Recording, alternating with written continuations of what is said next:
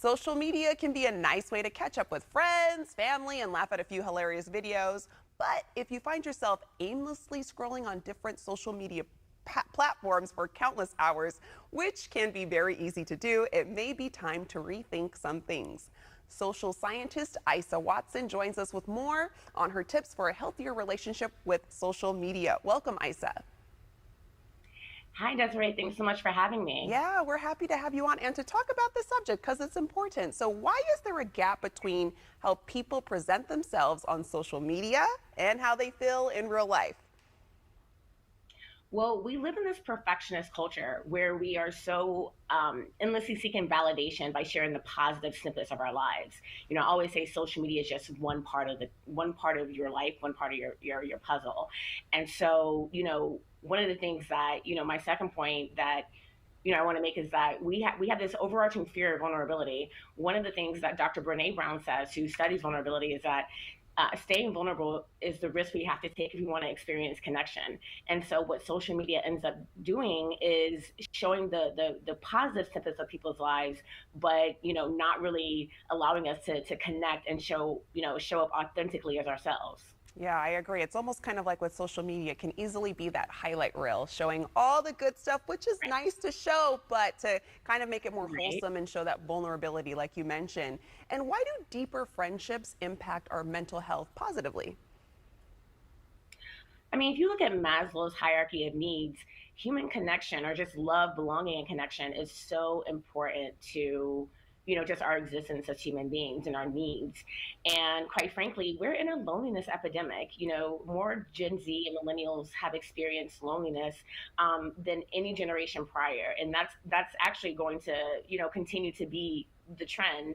And the one thing that friendships do is that they really make sure that we're feeling that fundamental need for connection, and that we are tapping into and experiencing joy in a way that's productive for us. Yeah, I think it's really important to have those strong friendships. And what are some examples of bad habits cultivated on social media, and how can we break out of them? Well, one of the things I always say is that, social media is this content sunken place where you just like endlessly scroll, and it's so easy to do it. Like when you are, before you go to sleep, or as soon as you wake up in the morning, you grab your phone and you're just like scrolling, scrolling, scrolling. And that's what the algorithms are actually built for us to do. They want us to scroll. They want us to endlessly search for content. And so I always tell people, like, use the connection features of social media more. The DM feature, make sure you're actually talking to your friends and not just consuming the content. And because we're endlessly scrolling on people's positive snippets, so their marriages, their promotions, their vacations, etc., what we've done is we've actually started to compare ourselves quite a bit, compare our whole selves to Hmm. people's perfect selves.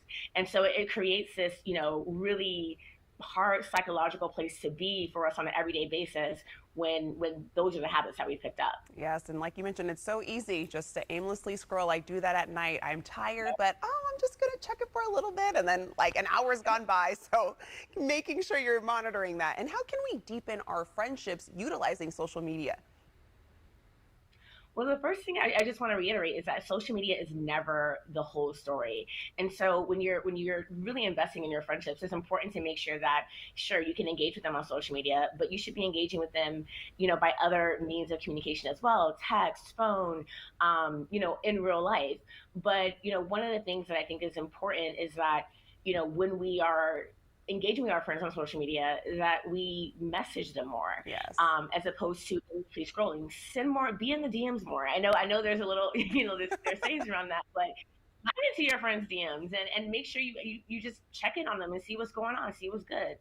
Yeah, I think, like you mentioned, that personal connection, DMing, really making a point to better those friendships as much as possible. Thank you so much for joining us this morning, Isa. Revisit these tips that will be made available on our website at yourcalifornialife.com momentarily.